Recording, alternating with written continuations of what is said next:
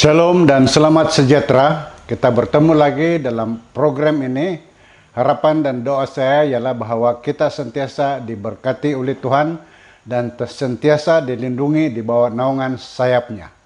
Untuk perbahasan kali ini saya memilih ayat yang terdapat di dalam Markus 4 ayat 35 hingga 41. Markus 4 ayat 35 hingga 41. Pada petang hari itu juga Yesus berkata kepada pengikutnya, "Marilah kita menyeberang Tasik." Sementara Yesus masih di dalam perahu, para pengikutnya meninggalkan orang ramai.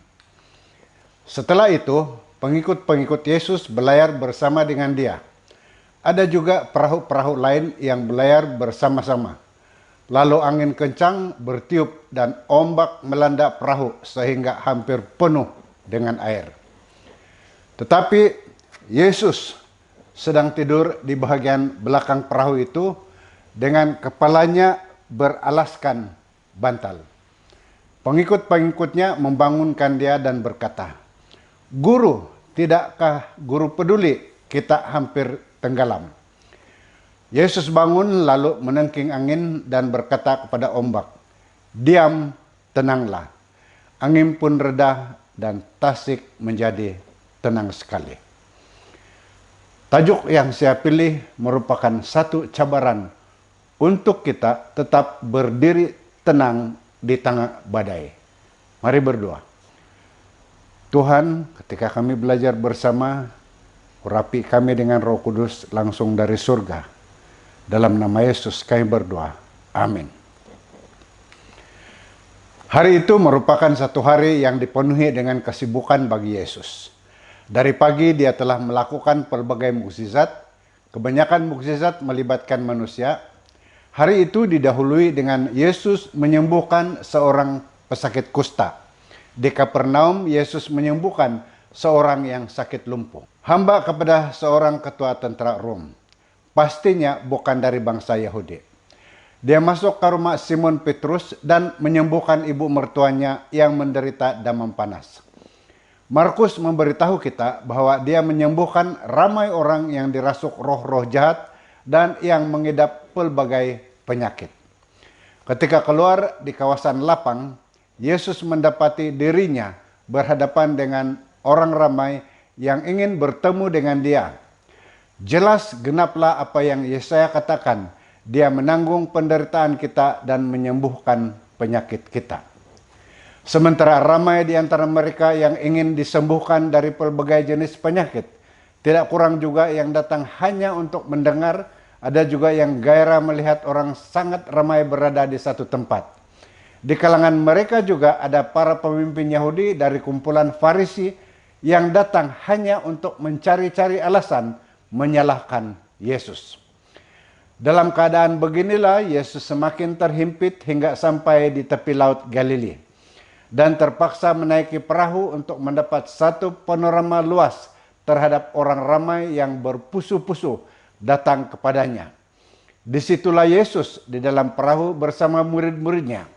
Tiada jalan untuk mendarat karena orang ramai itu, maka satu-satunya cara untuk dapat mengelak diri dan beristirahat ialah menyeberang laut itu menggunakan perahu yang mereka naiki.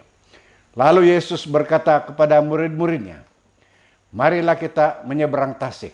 Lembaga Alkitab Indonesia berkata, "Marilah kita bertolak ke seberang." Satu undangan yang penuh jaminan bahwa mereka akan sampai ke seberang.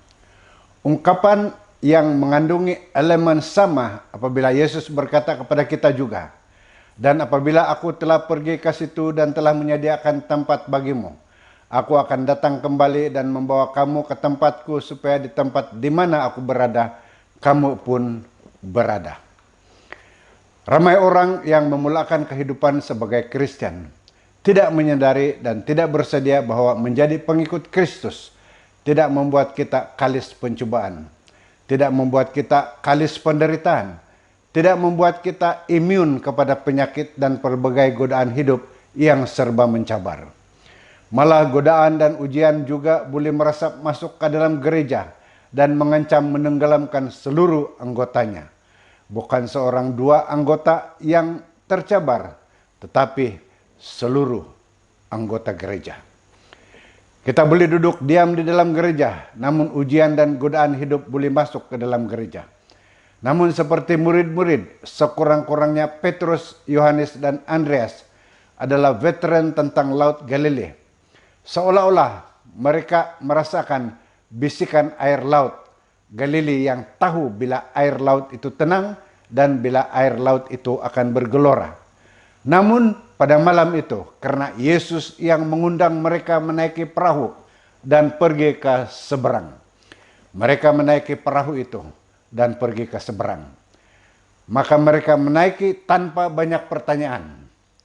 Saudara yang dikasihi Tuhan, ada kalanya kita tertanya-tanya, adakah kita berada di dalam gereja yang betul?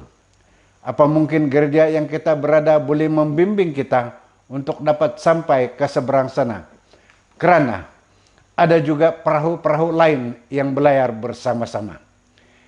Kitab suci tidak memberi maklumat lanjut mengenai perahu lain yang sedang berlayar menuju ke seberang, ke destinasi yang sama. Kita cuma diberitahu bahwa angin kencang bertiup dan ombak melanda perahu sehingga hampir penuh dengan air.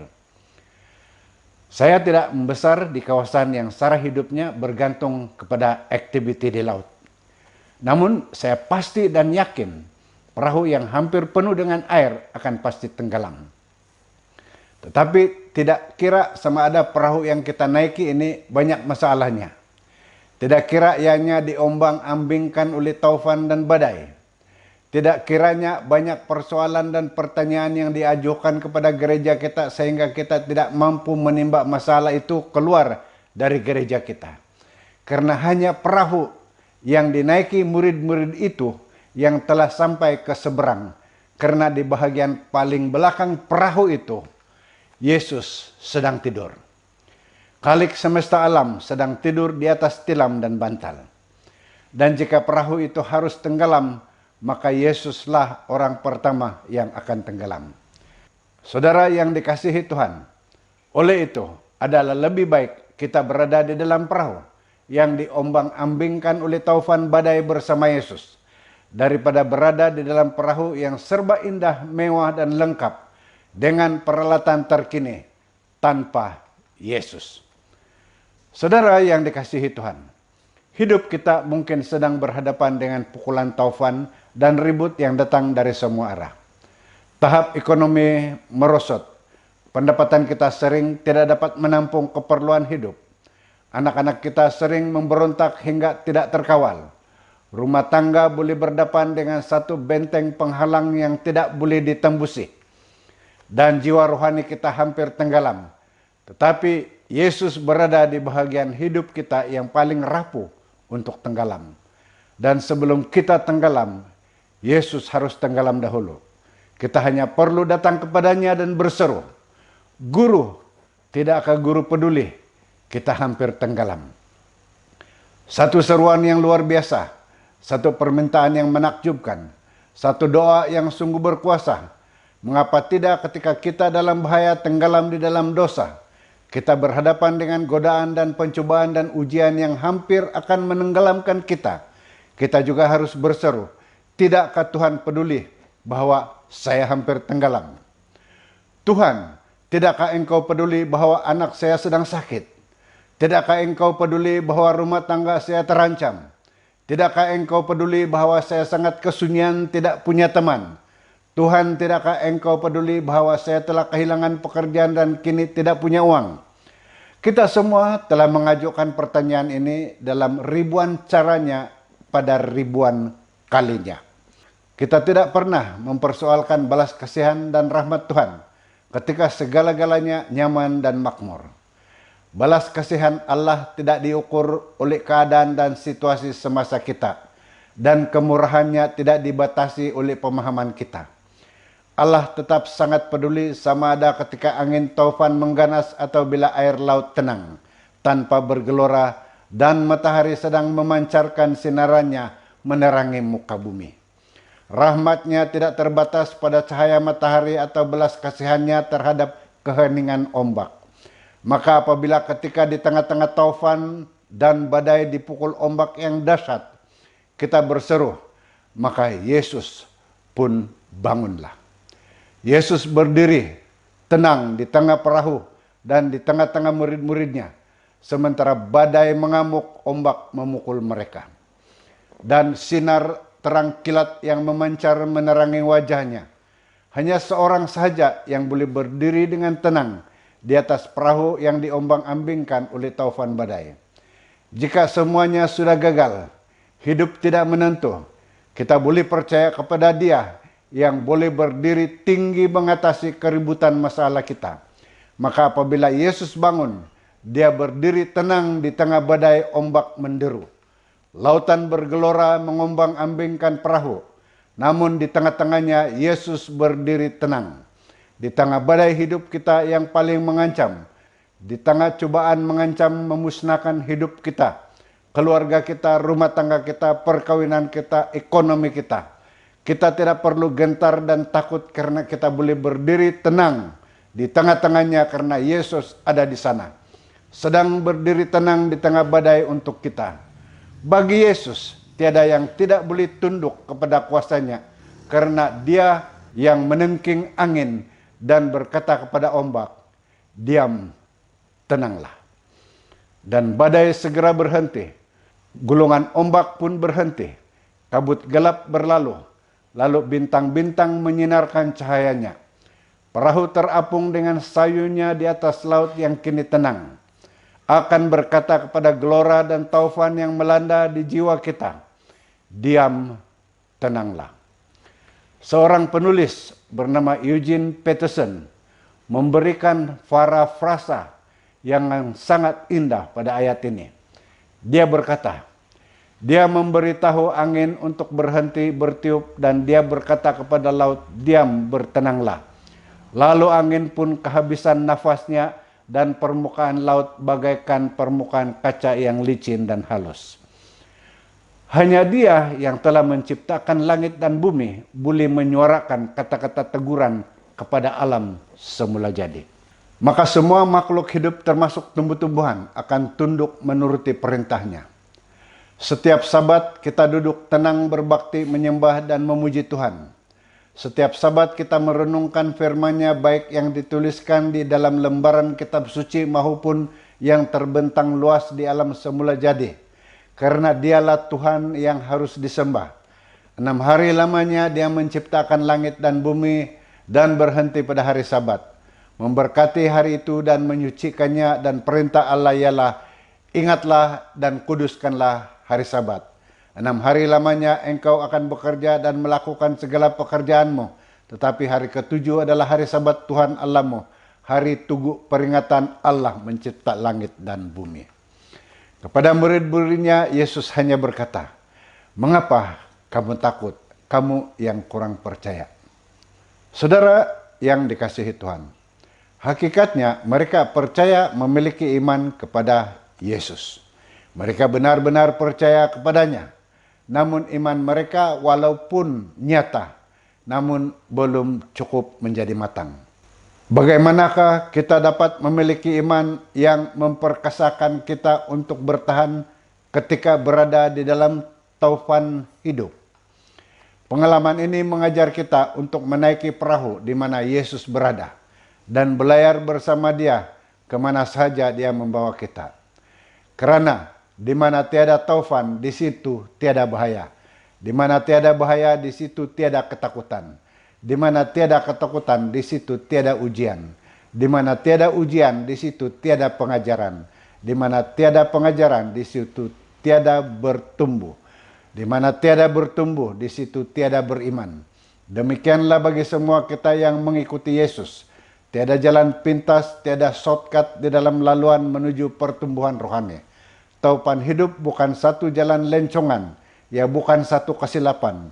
Dan pada saat itu, pada ketika itu, bukan sebelumnya tetapi di dalamnya, apabila air seakan-akan menenggelamkan Anda, dan semua yang sangat berharga bagi Anda akan hilang.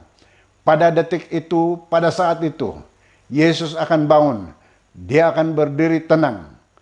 Bolehkah Anda bayangkan Yesus berdiri di atas perahu yang diombang-ambingkan taufan, badai dan ombak yang mengganas. Di tengah-tengah badai apapun, Yesus akan bangun, berdiri tenang dan berkata, "Diam, tenanglah." Semua kita mengalami suatu detik hidup tertentu. Ada di antara kita yang menghadapi banyak taufan, ada yang berhadapan hanya sedikit taufan. Tidak kira jenis apa taufan yang melanda setiap kita. Ketika itu kita merasa kita sama sekali telah dilupakan oleh Tuhan. Saudara dan saudari yang dikasihi Tuhan, apabila hidup terombang-ambing di sekeliling kita, walaupun selepas kita coba melayani Tuhan dengan sebaik-baik keupayaan dan kemampuan kita, namun ada masanya kita merasa bahwa Allah telah sama sekali meninggalkan kita. Kita tidak boleh mengelak saat-saat yang sangat mengecewakan seperti ini. Kadangkala kita sendiri yang mengundang taufan melalui pilihan-pilihan yang kita buat. Itu berlaku apabila kita buat pilihan yang salah. Kadangkala taufan muncul oleh karena kita melakukan apa yang Tuhan mau kita lakukan. Ini berlaku karena iblis sentiasa berjalan keliling, sama seperti singa yang mengaum-aum dan mencari orang yang dapat ditelannya. Kadangkala taufan hidup datang dari arah yang langsung kita tidak sangka. Pada saat seperti itu, ada pilihan yang kita perlu buat. Kita boleh memilih untuk percaya bahwa taufan yang menyerang hidup itu adalah satu ujian untuk memperkasahkan hidup rohani kita. Atau kita terus melayan rasa kecewa dan hati kita dengan idea salah bahwa Tuhan telah meninggalkan kita. Dan kita tenggelam tanpa berpengharapan. Apapun, kisah ini mengajar kita bahwa satu-satunya yang perlu kita sentiasa ingat ialah bahwa jalan hidup rohani kita kadangkala membuat kita merentasi badai taufan yang dahsyat. Kadangkala kita akan melihat awan gelap yang berkumpul jauh di pergunungan dan kita tahu bahwa hujan ribut akan tiba, lalu kita bersiap sedia menghadapinya.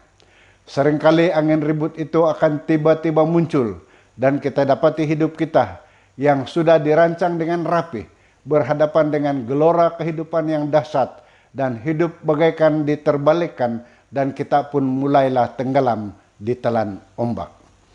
Bahwa jalan hidup rohani kita kadangkala membuat kita merentasi badai yang dahsyat. Kadangkala kita akan melihat awan gelap yang berkumpul jauh di pergunungan, dan kita tahu bahwa hujan ribut akan tiba lalu bersiap sedia menghadapinya. Seringkali angin ribut itu akan tiba-tiba muncul dan kita dapati hidup kita yang sudah dirancang dengan rapih berhadapan dengan gelora kehidupan yang dahsyat dan hidup bagaikan diterbalikkan dan kita pun mulailah tenggelam di telan ombak. Saudara dan saudari yang dikasihi Tuhan, dalam saat seperti ini, jangan sekali-kali lupa bahwa Yesus adalah Tuhan atas angin dan ombak. Apabila Dia memanggil kita, marilah kita pergi ke seberang. Kita naik dan masuklah ke dalam perahu di mana Dia berada. Ketika Dia sedang tidur, kita terus bekerja baginya. Apabila taufan badai melanda, kita berseru kepadanya. Karena apabila Dia bangun dan berdiri tenang di tengah-tengah badai kesukaran hidup kita, Dia akan berkata, "Diam, tenanglah." Dan apabila taufan badai berlalu, iman kita akan menjadi lebih teguh. Ingatlah sentiasa, apabila kita dipukul angin dan ombak kehidupan, Allah tidak bermaksud untuk membiarkan kita terus disakiti walaupun kita merasa seperti kita mau berteriak karena penderitaan itu amat besar. Ingatlah bahwa kita bukan sendirian walaupun sering kita merasa sangat kesunyian. Kita masih ada Allah yang bersedia membantu apabila kita memanggil Dia. Kita harus terus percaya, Tuhan atas laut, the master of the winds and the waves and the sea, masih bersama Anda. Apabila tiba masanya, Dia akan berkata, "Diam, tenanglah." Dan angin taufan akan habis nafasnya dan permukaan laut menjadi licin bagaikan seperti permukaan kaca yang terbentang. Akhirnya nanti, mentari pagi akan terbit dan akan memancarkan sinarannya. Ketika itu, apabila kita mengimbas kembali masa lalu itu, kita dapati bahwa iman kita sudah bertumbuh lebih kuat lagi karena taufan badai yang kita telah alami telah tunduk dan dikalahkan. Banyak perahu lain yang serba indah, mudah dinaiki, menyeronokkan. Namun tidak kira perahu mana yang lebih indah di tengah badai dan ombak adalah lebih selamat berada di dalam perahu di mana Yesus berada. Itulah Kristus kita. What a Jesus we have.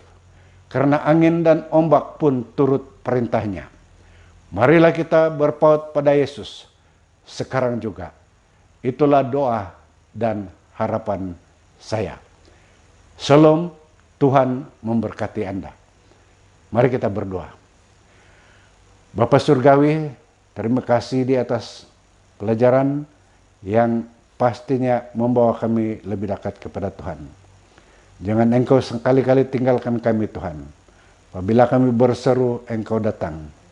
Apabila kami minta, Engkau akan mendiamkan segala taufan badai di dalam hidup kami. Biarlah kami sentiasa bersandar di dalam nama Yesus Kristus, Juru Selamat kami. Amin.